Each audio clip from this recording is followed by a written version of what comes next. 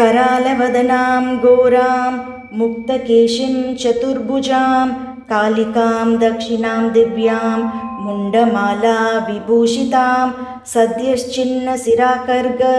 वामदूर्ध्वकराम्बुजाम् अभयां वरदनचैव दक्षिण ऊर्ध्वाधपानिकां महामेघप्रभां श्यामां तथा चैव दिगम्बरीं कण्ठावशक्तमुण्डाली गलद्रुधिरचर्चितां कर्णावतं सतानीत शवयुगमभयानकां घोरदंष्ट्रां करालास्यां पीनोन्नत पयोदरां शवानां करसङ्गातै कृतकाञ्चीं हसन्मुखीं श्रीकद्वयगलद् रक्तधारा विस्फुरितानां